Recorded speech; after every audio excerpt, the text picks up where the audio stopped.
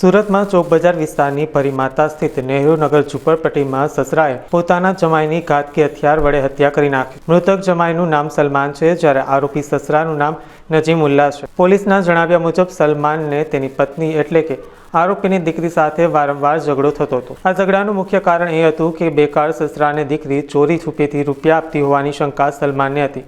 દીકરી જોડે થતા વારંવાર ઝઘડાઓથી અંતે ગુસ્સામાં આવી જઈ સસરા નજીમુલ્લાએ જમાઈ સસરા પર તીક્ષ્ણ હથિયાર વડે હુમલો કરી તેની હત્યા કરી હતી। હત્યાની આ ઘટના બાદ ફરાર થઈ ગયેલા આરોપી સસરાને ચોક બજાર પોલીસે ગણતરીના કલાકોમાં ઝડપી પાડ્યો છે। પોલીસે હત્યાનો ગુનો નોંધી સમગ્ર મામલે વધુ તપાસ હાથ ધરી છે। ગઈકાલે ચોક બજાર પોલીસ સ્ટેશન વિસ્તારમાં આવેલ નહેરુનગર ઝુંપડપટ્ટી છે, તેમાં સસરાએ પોતાના સગા જમાઈને ચપ્પુના ઘા વડે મારી દેવાનું કારણ જાણવા એવું મળ્યું કે જે જમાઈ છે એ એની વાઈફ જોડે અવારનવાર ઝઘડો કરતો હતો અને જે કૌટુંબિક કારણ હતું તેના લીધે સસરાએ ઉશ્કેરાઈને જઈને જમાઈને ચપ્પુથી મારી દીધું છે અને માર્યા પછી તે ફરાર થઈ ગયેલો છે। તે પછી ચોક બજાર પોલીસની અલગ અલગ ટીમો બનાવવામાં આવી છે અને મોડી રાત્રે પોલીસની ટીમ સસરાની ધરપકડ કરી છે। એ લોકોનું પેલું કૌટુંબિક વિવાદ એવું હતું કે ભાઈ પૈસાની લેતી દેતી નહોતું અને એ અવારનવાર જે સસરા છે કંઈ કમાતો નહોતો અને એની વાઈફ જે છે એને સસરાને પૈસા આપે એવું એના વરને કહેતી હતી, જેનાથી